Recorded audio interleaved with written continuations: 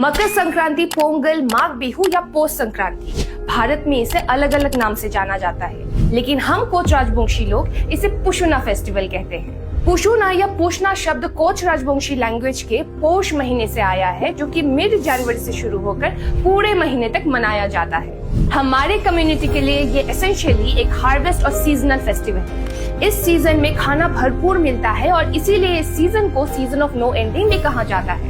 ये festival clearly हमारे agricultural roots और एनिमिस्टिक कल्चर को दिखाता है, जहाँ पर जंगल, जानवर, इंसान, पेड़ पौधे और स्पिरिट्स को एक ही फैमिली का हिस्सा माना जाता है। पहले दिन रात को गांव के सभी लोग मिलकर एक बड़ी सी धुनी भेलाघर बनाकर अग्निदेव को पूजा करते हैं।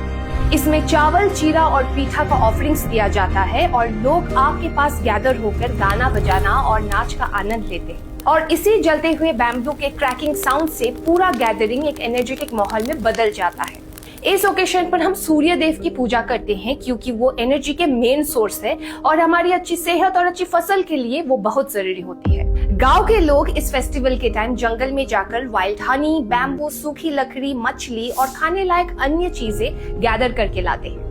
इसीलिए जंगल में जाने से पहले हम अपने ट्राइब के एक इम्पोर्टेंट देवता सोनाराय को प्रार्थना करते हैं, जो कि हमारे रिसोर्सेज का गार्डियन और प्रोटेक्टर माना जाता है। हमारे ट्रेडिशनल फूड में रेड शुगर केन, शीदोल, फ्रेश गुड़, पीठा पुली, बफेलो कट, रोस्टेड वेजिटेबल्स और ड्राई मीट होता है। और सबसे इंटरेस्टिंग बात यह है कि हम कॉमन सॉल्ट की जगह छेका का यूज करते हैं, जो जंगल के फलों और सब्जियों से जली हुई राख को फिल्टर करके बनाया जाता है, जो बहुत ही मिनरल रिच होता है और इसी को हम अपने कुकिंग में भी इस्तेमाल करते हैं। इस उत्सव में हम पहली फसल का पहला अनाज भगवान को चढ़ाकर ये फेस्टिवल मनाते हैं, जो कि हमारे कोच राजवंशी कम्युनिटी का प्रकृति से गहरा संबंध का प्रमाण है।